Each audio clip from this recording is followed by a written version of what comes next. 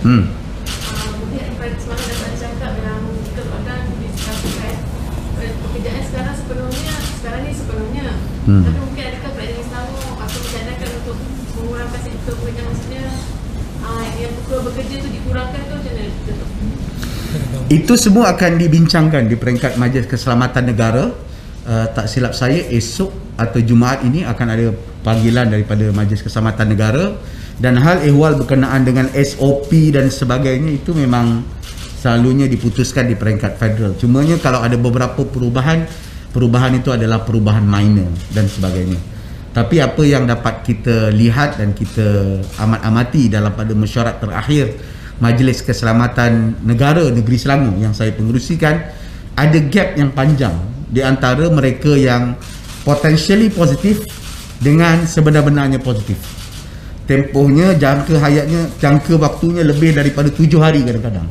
So kalau kita dapat memendekkan tempoh itu akan lebih baik. Namun begitu, kita menyedari tentang kekangan yang berlaku di pihak Kementerian Kesihatan, kerana sekarang Kementerian Kesihatan sudah memberikan fokus kepada 2 tugas utama. Pertama, untuk akses dan juga meneliti COVID-19, jangkitan dan penyakitnya. Kedua, vaksinasi. That's why saya harap dengan kemasukan kita dengan membawa general practitioner, GP, hospital swasta yang ada bersama dengan kita akan membantu meringankan beban ini. So, adakah kita setuju berapa peratus? It depend on the negotiation dan discussion yang akan dibentangkan kepada kerajaan pusat oleh KKM pada Majlis Keselamatan Negara, dan saya akan mengemukakan pandangan-pandangan tertentu kerana akhirnya dapat meletakkan keseimbangan itu menjadi salah satu lagi perbincangan dan keutamaan kita. Lockdown nampak seperti mudah, tetapi selepas 2 minggu daripada lockdown tersebut, saya tahu rintihan dan rungutan akan menyeluruh. Kita dah pernah alaminya pada Mac dan hingga Julai tahun 2020, dan kita perlu belajar daripada pengalaman tersebut.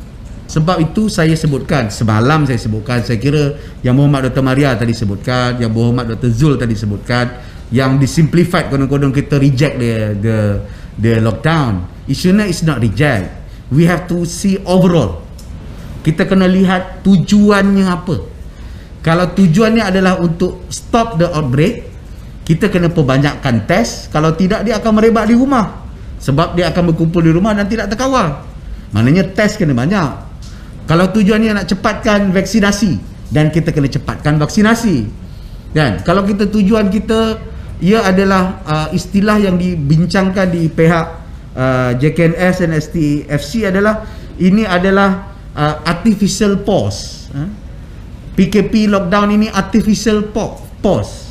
Dia langkah kekangan artificial. Dia bukan menyeluruh. Tetapi mungkin that artificial action ini perlu. Kalau tidak, dia akan tidak terkawal dan tidak terkontrol. Tetapi kena ada tempoh hayat, dan kena melihat aspek-aspek yang saya sebutkan tadi. Golongan terpinggirnya, datanya, berapa banyak kita nak sokongannya.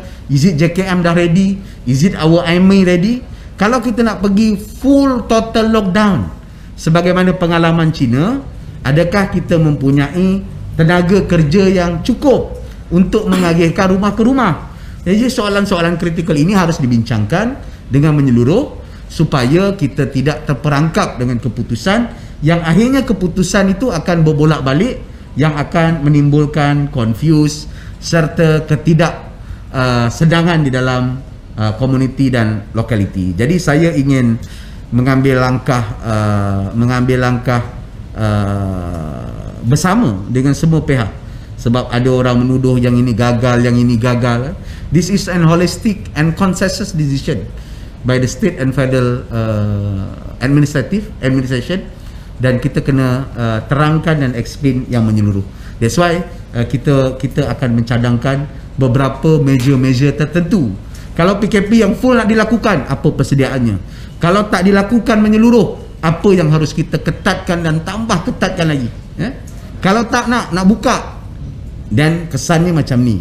Saya rasa DG dah memberikan banyak indikator peningkatan dan memuncaknya naik kalau kita tak lakukan beberapa langkah-langkah PKP dan sebagainya yang saya rasa convince the whole members of meeting in Majlis Keselamatan Negara dan Technical Committee sebelum ini.